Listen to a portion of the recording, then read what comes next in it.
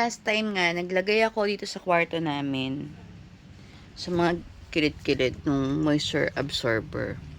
Tapos, eto na siya. Oh. Ang dami ng tubig. Na na-absorb niya. So, ibig sabihin, ang dami niyang moisture na na-absorb dito. So, meron pa namang laman yung maliliit. Tapos, yung dito naman sa closet, tingnan natin.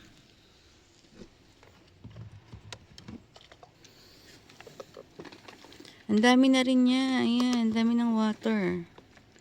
So, ubos na yung laman niya. Ang bilis. Parang 1 week ko pa lang itong ginagamit. Ayan, so ganyan na karami yung moisture na nakuha niya dito. So, magbubukas na naman tayo ng bago.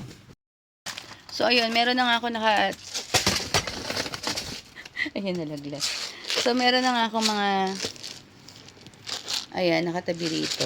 So, na pwede nating buksan at ipalit dun sa mga puro water na. So, ayan. So, dalawa pa tong extra ko na pwede natin gamitin.